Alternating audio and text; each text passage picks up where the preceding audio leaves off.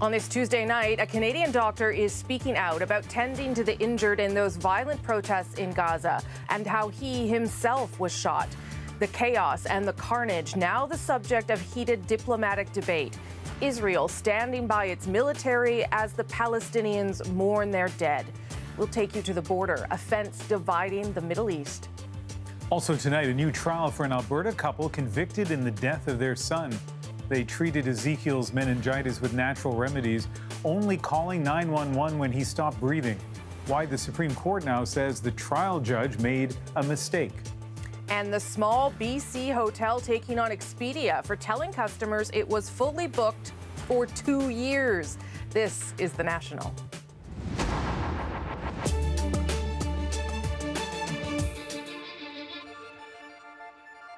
For 70 years, Palestinians have spent this day commemorating the Nakba, when hundreds of thousands of Palestinians fled or were forced from their homes as Israel was created. This year in Gaza, the day was spent burying the dead and treating the wounded. Much of the world continued to express horror at the bloodshed.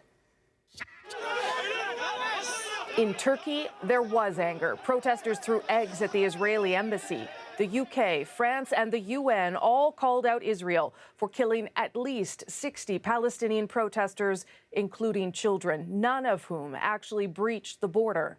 An attempt to approach or crossing or damaging the Green Line fence do not amount to a threat of to life or serious injury and are not sufficient grounds for the use of live ammunition. But Israel says the response was appropriate and blamed Hamas. They're pushing civilians, women, children into the line of fire with the view of getting casualties. We try to minimize casualties. They're trying to incur casualties in order to put pressure on Israel, which is horrible. You said they want kids to die. Yes. Putting kids in the line of fire. Yes. The CBC's Derek Stoffel spent the day in Gaza with people who experienced the violence and death firsthand. In Gaza, there is still much anger and defiance, too, with protesters returning to the scene of Monday's bloodshed. The demonstrations today are much smaller than what we saw yesterday, but there are Palestinians out. That's the border fence about 200 meters behind me where the Israeli forces are stationed, and they're using drones up in the air to send tear gas down on the protesters here below. Israeli forces kept trying to push the demonstrators back from the fence. Medical staff treated this woman who appeared to be overcome by tear gas. Gaza's main hospital was overflowing again today. Some of the wounded were transferred to other medical centers. Inside the orthopedic ward, we found Ibrahim Rahman, who was shot in both legs yesterday. He was still waiting for surgery. When he came back from the protest and you saw his legs, how did you feel? I started crying, he says. This is hard to watch.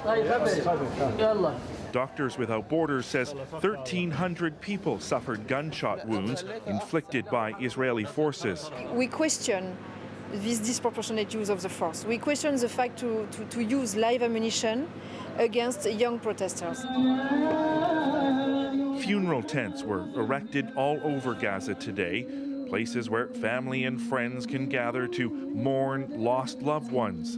Said Abu al-Khair was 15, shot dead while out at the protest with his grandfather, his family says, adding that the teenager was unarmed. He was lovely, his father says. He never saw anything, never experienced anything in this world. Across Gaza, there are calls for Israel to be held to account for the deaths of the Palestinians yesterday, but few here hold out any hope that that will actually happen. Derek Stoffel, CBC News, Gaza. You saw there in Derek's item that heavily fortified fence that separates Gaza from Israel that has become a flashpoint for this conflict. It snakes 60 kilometers across the entire Palestinian territory. For Israelis, it's a last line of defense against invasion. To approach it, they warn, is to risk death. But for Palestinians to reach that forbidden zone means defying the country whose blockade keeps them poor. Those who try to run the gauntlet face this. First, a crude barbed wire barrier. Beyond that, just a 30-second dash away is the main fence, a 10-foot high barrier equipped with sensors to detect trespassers. And there on that front line, trying to catch the wave of injured protesters, was a Canadian, Dr. Tariq Lubani. And while trying to help, he was shot in the leg. He told his story to CBC's As It Happens, with understandably, and a warning, there's some strong language here. All of a sudden, I heard an incredibly loud bang. I ended up on the ground, and the first thing I yelled, just as loud as I could, was, "Fuck." The bullet didn't hit any bones, but damaged tissue. Lubani says he was away from the protest scene at the time and wearing clothes to indicate he was a doctor. Because I was a physician, I dressed differently. I was wearing full hospital greens, London Health Sciences greens, actually, from London, Ontario, which now I'm going to have to explain to Linen why they have bullet holes. Lubani and his colleagues were in Gaza on a special project. They made tourniquets, straps to stop limbs from bleeding out using 3D printers, a cost-effective solution he was hoping to field test. A cruel irony, then, that he would need one, though he refused. We just had too few, and I knew there'd be so many more worse injuries, so I said no.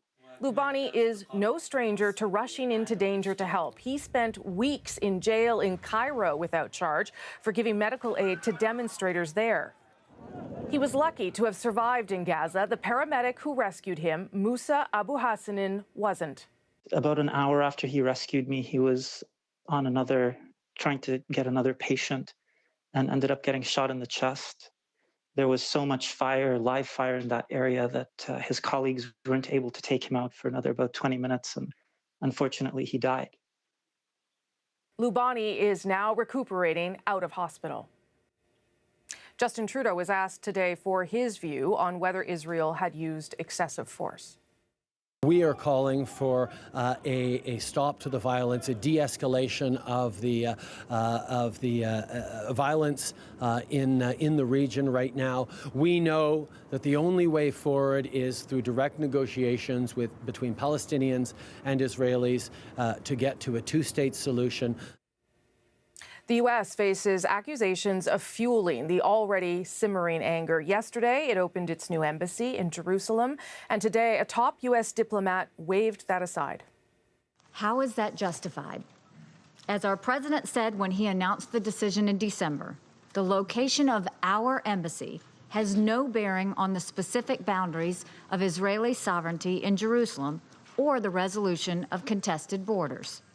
It has no bearing on Jerusalem's holy sites. It does not prejudge whatever the parties might negotiate in a peace agreement. It does not undermine the prospects for peace in any way. So what could that peace process look like now? And does the U.S. still have a role in it? If you can't produce peace in the Middle East, nobody can. For more than 40 years, the U.S. has led efforts to broker that elusive solution. When Trump came into office, he, of course, declared that he's going to go after the ultimate deal. But in his own way. Trump named son-in-law Jared Kushner as his regional advisor, someone with no diplomatic experience. The ambassador to Israel, David Friedman, a fierce champion of the Israeli settlements. Then came Trump's announcement that the U.S. embassy was moving from Tel Aviv to Jerusalem. It broke relations with the Palestinians over the peace process. But let's be realistic, there wasn't much of a peace process beforehand, and so it did damage to kind of nothing. So some see a period of stalemate ahead as Israeli Prime Minister Benjamin Netanyahu deals with domestic political scandals. Others see danger in another Trump move, threatening to cut off funding to the UN agency that supports Palestinian refugees and the Palestinian Authority. Is Trump driving a hard bargain or putting peace out of reach? I think the problem is that the United States, especially with its position in the world, needs to have a clear policy. It needs to signal to friends and foes alike exactly where it stands. Here's what else we're working on tonight on The National. Royal fans are getting ready to celebrate the newlyweds, but British media is obsessed again today over whether or not Meghan's father will attend. And according to Expedia, this BC Inn is the hottest place in town. There's no rooms available for 2 years. How the inn owners took on the travel giant. But first, a new twist in a tragic story out of Alberta. The Supreme Court has ruled the parents of Ezekiel Stephan should get a new trial. David and Colette Stephan were convicted of not providing their 19-month-old with the necessaries of life. Despite Ezekiel's dire symptoms, including difficulty breathing and stiffness, they treated him with natural products, including onion powder and hot peppers. Today, their convictions were overturned. Aaron Collins has more on the ruling and the reaction. The long and winding legal journey of David and Colette Stephan took another twist today, this time in the highest court in the land. We would allow the appeal, quash the convictions, and order a new trial. That 2016 conviction for failing to provide the necessaries of life stems from the death of the Stephan son, Ezekiel, in 2012. The 19-month-old died of complications from meningitis after his parents failed to take the toddler to a doctor until the little boy had stopped breathing. Instead, the couple treated their son with natural remedies like homemade smoothies. The prosecution argued that choice contributed to Ezekiel's death. Now, the jury agreed, and the judge sentenced David Stephan to 4 months in jail and Colette Stephan to 3 months house arrest. The couple was also ordered to take their remaining children to a doctor once a year. Today, in Canada's Supreme Court, those decisions were overturned because the judge in the initial case didn't give clear instructions to the jury, a decision framed as a win by the Stephans. We feel very vindicated. We're extremely grateful. We're grateful because this is a move in the right direction. And we now have the opportunity to bring the whole truth forward, and we're just so excited to have the ability to do that. However, this law professor says that just because the convictions were overturned doesn't mean the Stephans won't be convicted again. What happened here is the judge did not give the jury the tools they needed to render their decision, both in fact and in law. For now, the Crown in Alberta will deliberate on whether to retry the Stephans. In the meantime, the couple, now living in BC, will remain free. Aaron Collins, CBC News, Calgary. So to be clear, the Supreme Court of Canada wasn't assessing the evidence in this case or the validity of the criminal charges. The justices decided the trial judge's instructions to the jury were improper. But as you heard, David Stephan considers this vindication. And even after he was convicted, he continued to promote his controversial approach to health care and alternative products. Over the past 120 years, we've seen such a radical change in our food and the quality of it that it actually put us in a position. In February, he was slated to speak at health and wellness expos in cities across the prairies, but organizers dropped him after sponsors and vendors threatened to pull out in protest. Stephan's company, True Hope, sells vitamin supplements marketed as helping improve mental health. In 2003 and 2007, Health Canada issued warnings about one product, Empower Plus. It said there was no evidence the product was safe to consume.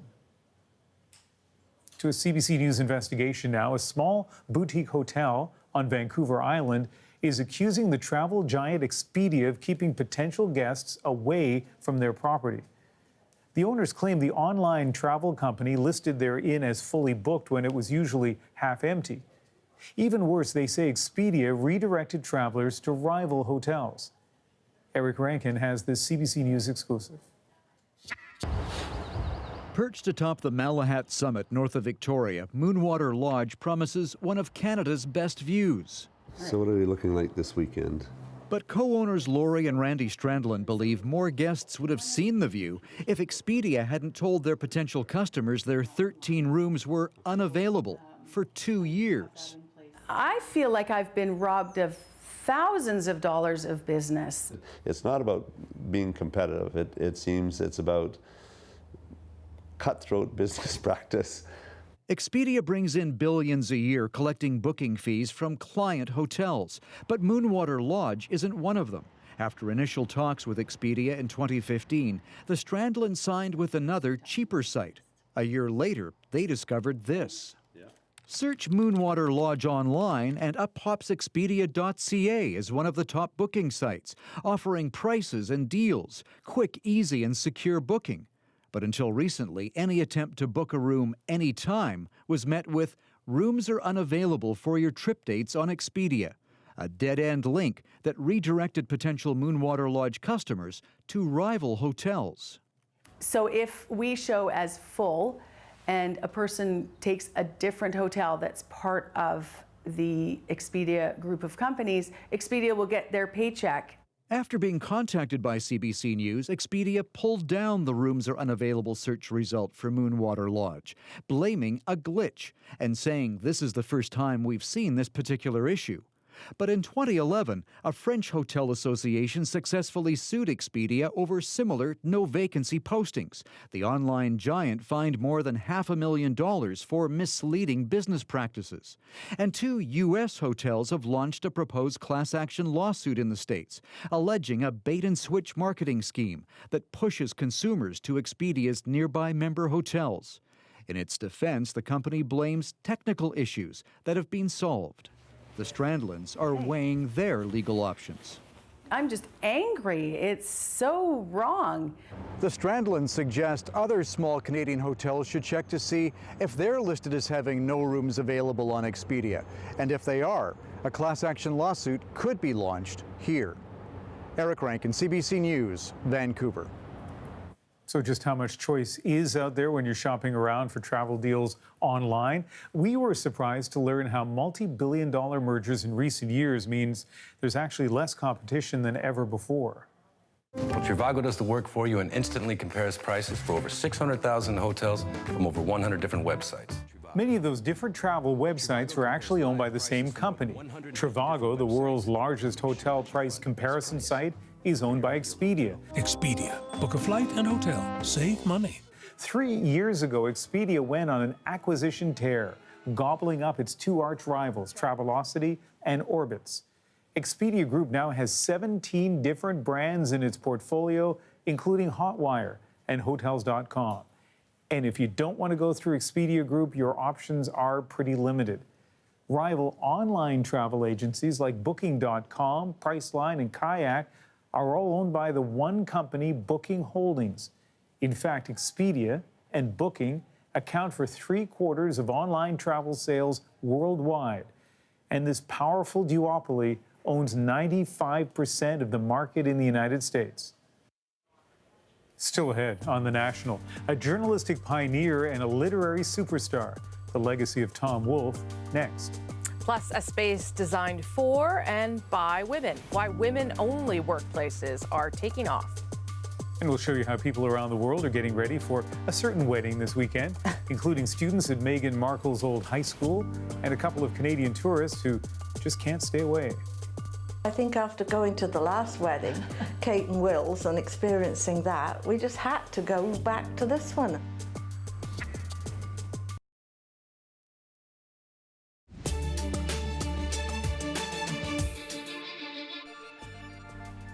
Tonight on The National, a development in the Trans Mountain Pipeline dispute. Tomorrow morning, Finance Minister Bill Morneau will provide what's being described as a major update on the state of negotiations over the controversial project. That's according to a senior government official. It's happening on the same day Kinder Morgan shareholders are gathering for their annual general meeting in Calgary. Kinder Morgan has threatened to abandon the project. It's given the government until May 31st to assure a clear path forward. North Korea has abruptly suspended high-level talks with South Korea, and it's threatening to scrap its planned summit with the U.S.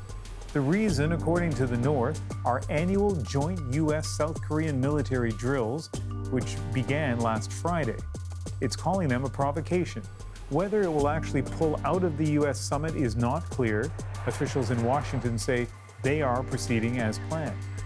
We are operating under the idea and the notion that the president's meeting is going forward with Chairman Kim next month. That meeting is scheduled for June 12th in Singapore. If it happens, it will be the first time a sitting U.S. president has met with a North Korean leader.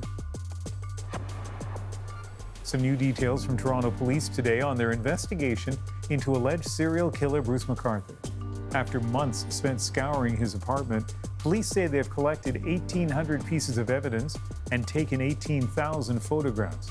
It's being described as the largest forensic examination in Toronto police history. MacArthur has been charged with 8 counts of first-degree murder.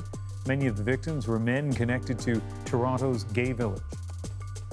The right stuff, radical chic, the me generation, the new journalism, all of them phrases Tom Wolfe made part of the English lexicon, to say nothing of that white linen suit. The iconic journalist and author died yesterday. Stephanie Skandaris looks back at his life and extraordinary career. Everything's not duplicated, whatever. Tom Wolfe shook up the worlds of journalism and literature, and he did it all with wit and a white suit. He broke the rules, but stayed committed to telling the truth. The real thing in this country is so much more spectacular than anything that artists have ever been able to do with it.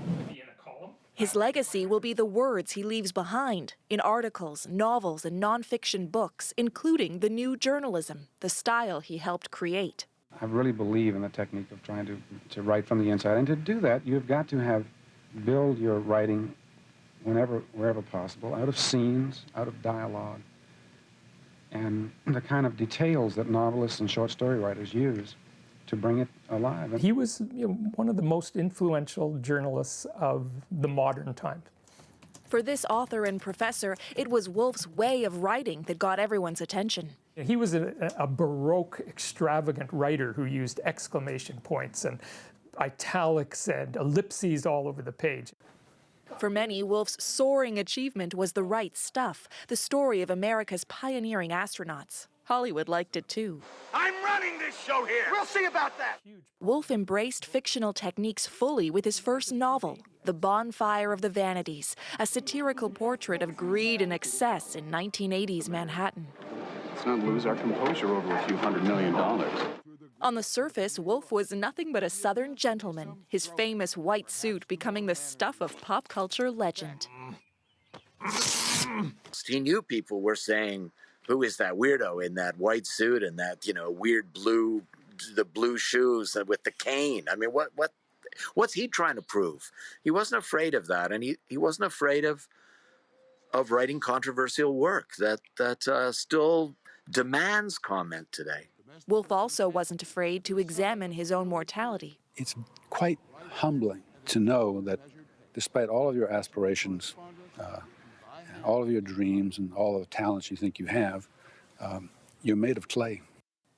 Tom Wolfe died yesterday in New York City at the age of 88. Stephanie Skandaris, CBC News, Toronto. Next on The National, after a day of speculation, it seems Meghan Markle's dad won't be there to walk her down the aisle. I can barely keep up and need an employee. There's an app for that. We'll show you the latest gig economy tool that's raising questions about how to protect workers who depend on it. This is great if you're a student. It's great if you have another major gig, you're working on a business, or you have a passion and you can bring in a little money this way. It doesn't work so great as a model if you're trying to make this your full-time job. And that's, I think, where people have difficulty with it.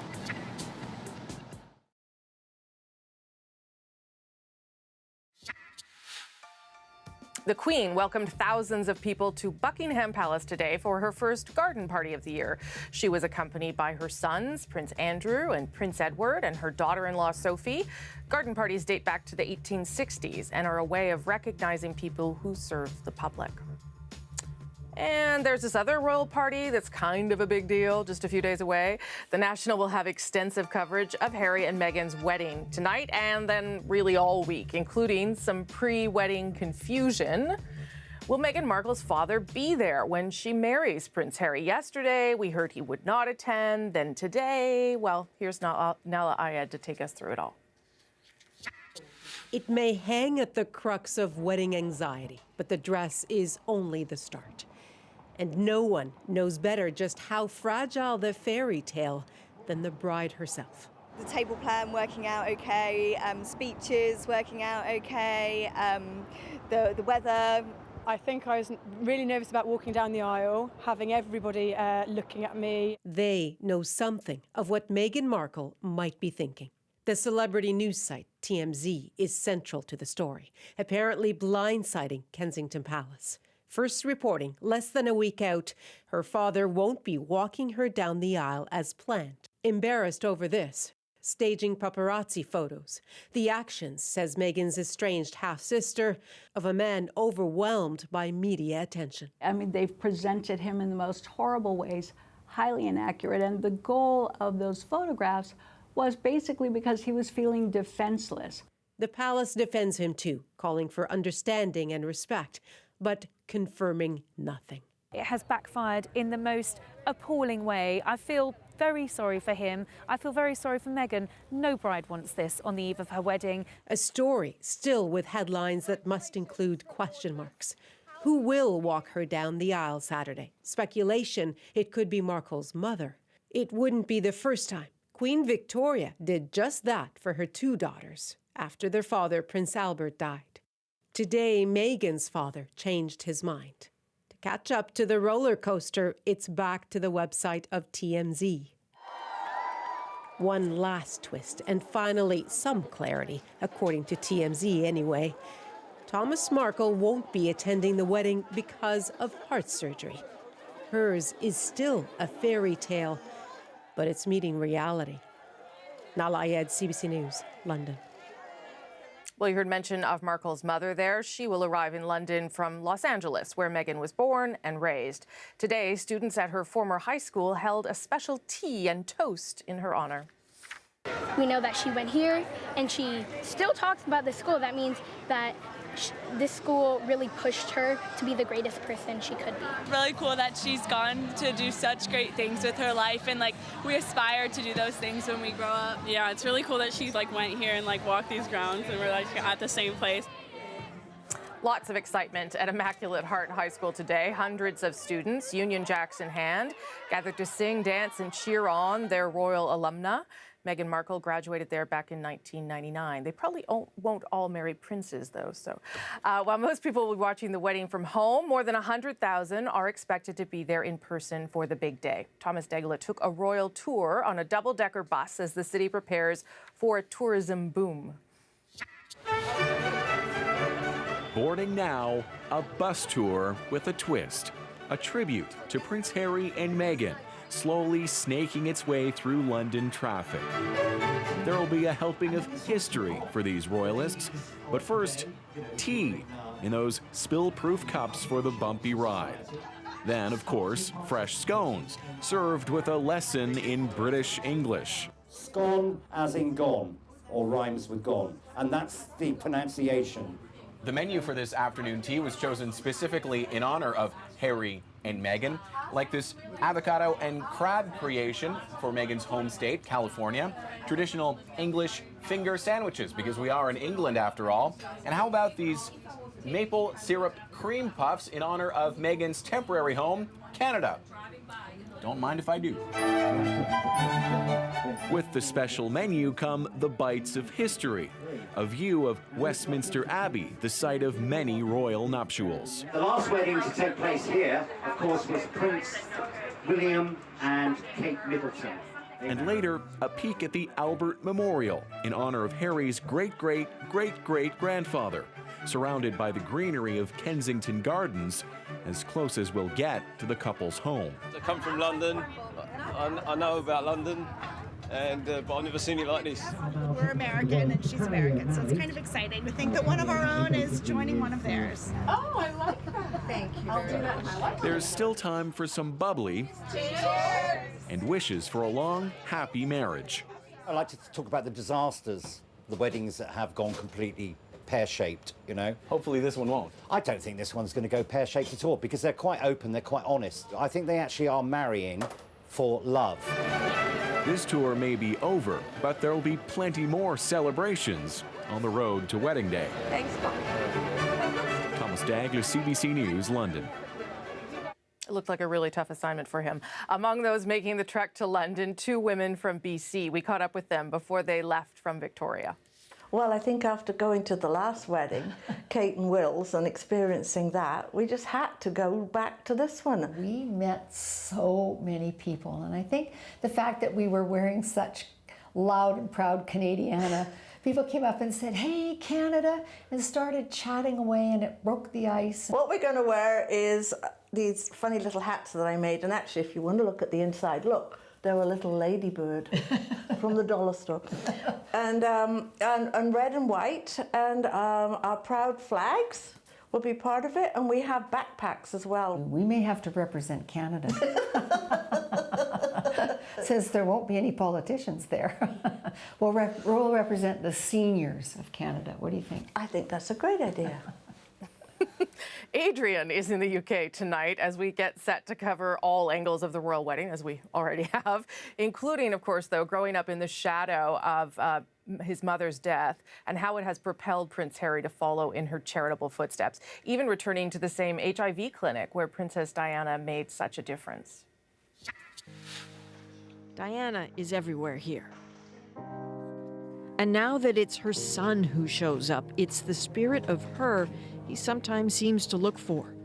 He loves to hear the stories of her visits here. Carrie tells of a miraculous woman who had met Diana as an ill child but survived. Harry had questions for her. She said to Prince Harry, I remember cuddling up to her on her lap and how soft and comfortable it was. And he said, I remember that well.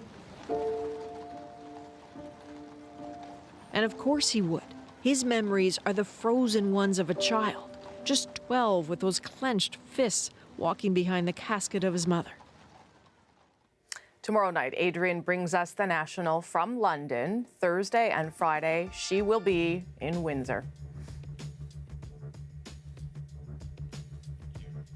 And don't forget to set your alarms and coffee makers. Adrian begins bright and early. Saturday morning, we'll give you a front row seat to the wedding of the year, beginning at 4 a.m. Eastern, unless, of course, you're getting married. That would be your wedding of the year. Watch the royal wedding, Harry and Meghan, CBC Television, CBC News Network, cbcnews.ca.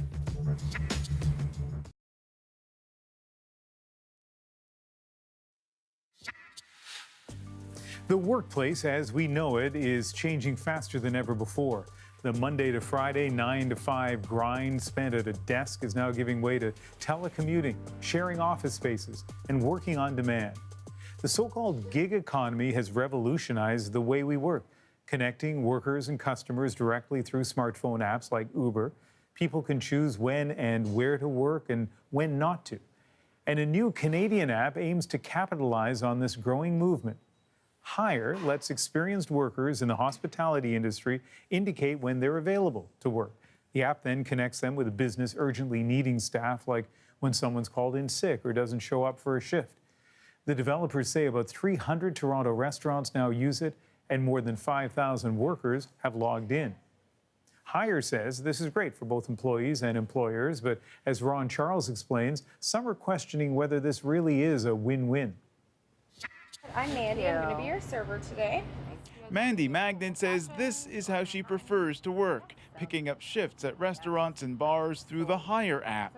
Magnan says the flexibility lets her pursue her real passion, acting. At least if something does come up, I'm not battling giving away a schedule and having that added stress for an audition, when the audition is already so stressful. Hire is the latest in a slew of apps driving the gig economy, where workers are called independent contractors and jobs are called shifts or gigs. But do those designations leave app users outside labor laws? Who's the employer in this situation? Is it Hire, the app that's connecting workers to employers? Is it the business owner who hires somebody for an hour through Hire? Is a business using the app to skirt around some of the laws and misclassify that worker as an independent contractor? Still, some experts say, like it or not, the gig economy is expanding and society needs to figure out how to make it work. This is great if you're a student. It's great if you have another major gig, you're working on a business, or you have a passion and you can bring in a little money this way. It doesn't work so great as a model if you're trying to make this your full-time job. And that's, I think, where people have difficulty with it. Hire's Canadian co-founders seem to partly acknowledge the problems. Like traditional temp agencies that take a cut of earnings, Hire retains 19 to 30%, but they also offer a point system towards vacation days. As we grow, and hopefully by the end of this year, instead of a vacation day, we're going to partner with an insurance provider so they could get health or dental benefits or insurance. Hire is planning a major expansion over the next month into the retail industry and has plans to eventually bring its app to any company that uses shift workers. Ron Charles, CBC News, Toronto. So why do Canadians want to work in this on-demand economy? A recent survey found that 41% are doing it to supplement regular income. 47% want greater work-life flexibility. And 1 in 5 say they still need to or want to work while they're retired. And it's not just working gigs that's catching on. More Canadians are freelancing or working remotely, and shared workspaces are rapidly becoming a norm. They provide a professional work environment and can break the isolation of a home office. And Renee Filipponi found out some spaces are now targeting a particular market: women. The beginning of the workday is, well, different here, to say the least. I invite you to just drop into your breath in your body for a minute. Before coming into stillness, maybe give a little wiggle. The women draw inspiration from something called a goddess card, and then they share. Does anyone want to start? My name's Jackie, and I do management consulting. And the card that I have here is Irene, and she represents peace. This is Shecosystem, a space designed for freelancers and entrepreneurs to spend their working day. It's designed for women by Emily Rose Antflick. I was going through, a hard time personally. I was having some health problems. I had an engagement that was breaking up. And there just was no place for that at work. I had spent, years moving from job to job thinking there was something wrong with me. But I think there's really something wrong with the dominant culture of work. For Antflick and the women here, this is a positive, reassuring counter to the typical male-dominated work world. You can smell sort of the vaporizer, you've got some music going on. It's different than what most people experience when they show up at the office. Yeah, exactly. So this is our co-working area. Men are allowed, but primarily it's women who fork over a couple $100 a month to work in this space. It's not about collecting business cards. It's about being, being supported along this journey.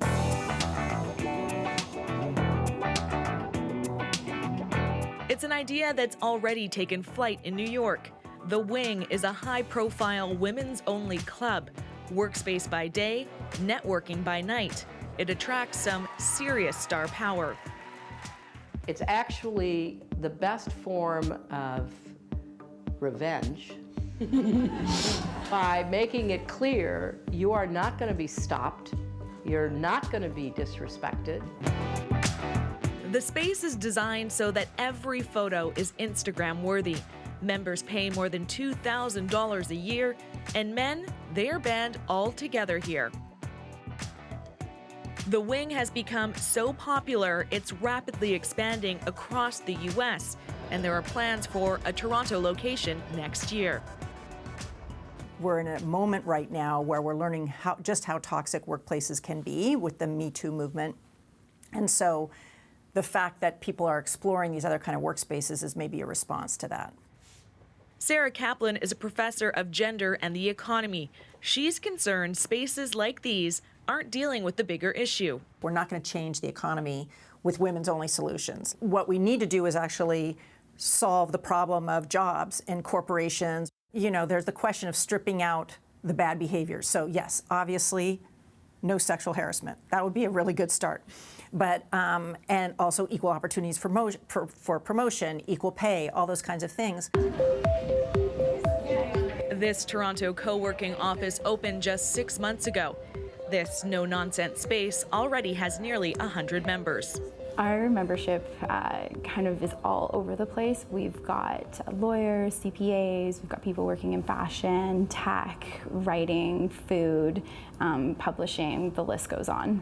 For the founder, it's not so much about excluding men as it is making a space where women want to be. And that's why this young entrepreneur signed up. Being an entrepreneur is already hard enough, so having these kind of societal pressures is kind of like an extra layer. So coming into here, I just feel safe to kind of work on my business and get stuff done. For these women, it's about creating a feminine oasis. An escape, yes, and perhaps only a partial solution, but still a concrete counter to an often cold, male-dominated working world. Renee Filipponi, CBC News, Toronto. Okay, before we go to break, we have to tell you about this online survey that took over our lineup meeting. Seems to be blowing up the internet tonight, and it will remind you of that dress thing back in 2015 that everyone had an opinion on. I'll remind everybody. Remember that thing? People saw it as either gold and white or blue and black. I don't know what you saw it as, Ian. I'll get to that. So now there's an audio clip that's sort of doing the same thing. Now you go. Yeah. Yes, okay, this is the part where I'm just mesmerized by the dress. I was trying to remember which of the two colors that I remembered, and I've kind of blanked it from my memory. But this one started with Chloe Feldman, a social media vlogger, who posted an audio recording to her Instagram story and a question, Laurel or Yanny? What do you hear? But the answer isn't obvious. Have a listen. Laurel, Laurel, Laurel, Laurel, Laurel, Laurel. Okay, what did you hear there? Well, I heard Laurel, Laurel, Laurel, Laurel. But Me too. Earlier when I was listening to it on my computer, I heard Yanny. Yes, that's all I heard earlier, too. So I think someone's messing with us now. That's what I think. So that's possible. I also want to just reassure the people who just turned on the National and they're wondering what's happening. So this has been on the internet. It's been shared lots and lots of, like hundreds of thousands of times. And apparently some people are in the Laurel camp, some people are in the Yanny camp, and our young scientist, Rosemary, can explain why. It has to do with the audio waves or acoustics or something. Yeah, the frequencies, right? So the people who hear the higher frequencies, as I'm told, hear Yanny, and the ones that hear the lower frequencies hear the other one, Laurel. But yeah, you know what? Color us skeptical. Whatever color the dress was, color us skeptical. That was probably the weirdest moment we've had on the National so far. More to come. More to come on the National, our moment of the day. We will hear from the Saskatchewan duo calling on their province to adopt the Las Vegas Golden Knights and whether fans are also feeling the love. Who should be the official team of Saskatchewan? We started doing the math and said it absolutely needs to be Vegas. If we had an NHL team of our own here in Regina, that'd be a different story. But I'm cheering for the only Canadian team that's in there at the moment.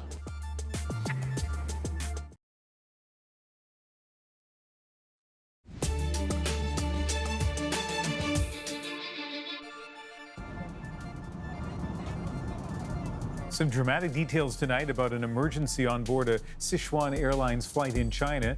Media there reporting that the flight's co-pilot was sucked halfway out of the plane after the cockpit's windshield cracked and blew out at cruising altitude. The co-pilot was wearing his seatbelt. He was pulled back in. The pilot telling local reporters he then was able to land the plane manually. None of the 119 passengers on board were hurt, but the co-pilot was treated for scratches and a sprained wrist. An investigation is now underway. This was the scene today in Grand Forks, British Columbia. That's about 200 kilometers southeast of Kelowna. Parts of the community still underwater, and officials say it is not over yet. With unseasonably warm temperatures, melting snow faster than usual, plus rain in the forecast, people are being warned that more flooding is likely. This is nuts. The wind is ridiculous. A line of severe storms is sweeping through the U.S. Northeast, bringing hail, wind, and torrential rain. There have been widespread power outages and reports of damage. And in New York's Grand Central Terminal, chaos after service was suspended on one of the region's busiest commuter rail services. Hundreds of flights have also been canceled, and this is not over yet. Storms now making their way south towards Maryland. And the Kilauea volcano continues to wreak havoc on Hawaii's Big Island. Eruptions are now on day 12, and nearly 20 fissures have opened since the lava began to flow. These aerial images show just how much damage Kilauea has caused. The potential for more fissures to open is high. Volcanologists are also expecting large explosions, possibly spewing boulders nearly a kilometer wide. Saskatchewan hockey fans looking for a team to make their own can now look south, all thanks to comedy duo Greg Moore and Justin Reeves. Their solution? Just adopt the Las Vegas Golden Knights. They're even calling on their provincial government to make the Knights their team. Their reasoning is our moment of the day. We're not traitors, we're realists. We love hockey in this province, and we don't have our own NHL team, so we're thinking about who should be the official team of Saskatchewan. We started doing the math and said it absolutely needs to be Vegas. And we actually have direct flights from Saskatoon and Regina straight to Vegas that are often cheaper than flying to Winnipeg or Calgary too. It makes a lot of sense. Yeah, and if you've ever been here in the wintertime when it's minus 40, do you want to go to Winnipeg where it's also minus 40, or do you want to fly down to Vegas where it's like plus 20? The Vegas Golden Knights actually have 58% Canadian players. Meanwhile, the Winnipeg Jets have 37% Canadian players. So who's really Canada's team? Yeah, let's take them. They're a great team. They're doing well. Vegas is supporting them in a big way. Let's run with it. I don't think that's going to happen. I think there's a lot more Jets fans in the province for sure. If we had an NHL team of our own here in Regina, that'd be a different story. But I'm cheering for the only Canadian team that's in there at the moment. I would say initially it was a bit like, are you guys serious? And then as we've hit the pavement since November, people are starting to come on board and they realize, wait a minute, this is a lot of fun. It makes sense. They want us. Seeing people in another major city so excited about our province, I just think there's nothing better. Yeah, how many major cities in North America can even pronounce Saskatchewan, let alone where it is? We've talked to the players. Like, they gave us media passes to go to the dressing room. We talked to the players, and they love it. Yeah. The players said, yeah, like, guys, come on board. Saskatchewan, get on board. And not just Braden McNabb, who's from Davidson, Saskatchewan, but, like, the team is like, we love this. We love having more fans, especially Canadian fans. Let's go. Like, get on board. Let's do it. Okay, good for them for doing this. Apparently, you can get media passes to an American NHL team by, trying to have them adopt a province. There's a huge problem with their plan. We'll get to that in a moment. But I love the fact that Vegas is playing along. They sent the jersey up, the mascot, I think, as well to Saskatchewan. A lot of American teams couldn't care less about Canada, might not be able to find it in the map. Now, my co-host from Manitoba, what's the problem with this? The problem is what they totally acknowledge themselves. The Winnipeg Jets are not only Canada's team, but they are almost always Saskatchewan's team as well. So that's not going to work out for most people in Saskatchewan. So decreed by Rosemary. Yeah, that just makes me bitter. The whole thing. Okay. I say no. Okay, that's it for The National for Tuesday, May 15th. Good night, everybody. Good night.